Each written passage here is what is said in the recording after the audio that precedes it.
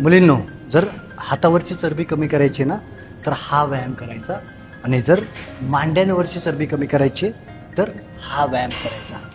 जर असं कोणी पण तुम्हाला सांगत असेल तर एक गोष्ट लक्षात घ्या, जगाच्या पाठीवरती अशी कुठली एक्सरसाइज बनली नाही आहे की ज्याच्यामुळे फक्त ही एक्सरसाइज केली तर हातावरची चरबी कमी होईल, ही एक्सरसाइज केली तर पायावरची चरबी कमी होईल.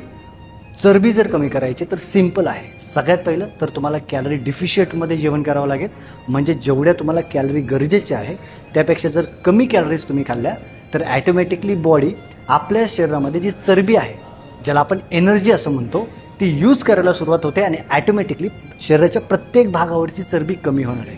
दुसरी गोष्ट, स्ट्रेंथ ट्रेनिंग गरजेची आहे. का? कारण फॅट लॉस होत असताना जेव्हा तुमच्या बॉडीमध्ये मसल मास बिल्ड होत असतं तेव्हा वजन कमी झाल्यानंतर ही स्किन लूज नाही दिसत, ज्याच्यामुळे तुमची बॉडी शेपमध्ये दिसायला सुरुवात होते. तिसरी गोष्ट, दिवसभरामध्ये 10,000 पावले तुम्हाला पूर्ण करायचे, ज्याच्यामुळे कॅलरी डिफिशियंट जास्त होण्यासाठी तुम्हाला मदत होणार आहे. आणि तुमचा प्रोटीन इंटेक जो आहे तो तुमच्या वजन इंटू 1.5 असला पाहिजे. ह्या गोष्टी फॉलो करा, तेव्हा जाऊन तुमची हातावरची पायावरची चरबी कमी होणार आहे, ना की ही पर्टिक्युलर एक्सरसाइज. कारण स्पॉट रिडक्शन पॉसिबल नाही. तुम्ही कुठलीही एक्सरसाइज केल्याने त्या पर्टिक्युलर भागाची चरबी कधीच कमी होत नाही. आणि जर तुम्हाला हे नसेल शिकायचं तर फालतूगिरी करण्यासाठी इंस्टाग्रामवरती हजारो रील्स पडलेत.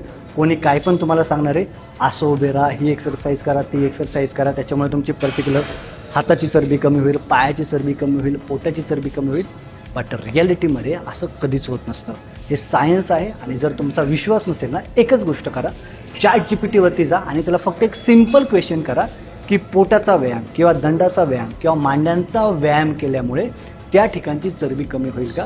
तो तुम्हाला रिअल आन्सर करेल, जर माझ्यावरती पण तुमचा विश्वास नसेल तर. ओके, बिकॉज मला व्ह्यूज इम्पॉर्टंट नाही. मी एक फॅट लॉस कोच आहे आणि तुमचं वजन कमी करणं हा माझा गोल आहे, ना की माझ्या व्हिडिओजला व्ह्यूज येणं. ओके, हे समजत असेल तर ठीक आहे, नसेल समजत तर जे आहे ते करत राहा, काय फरक पडतो.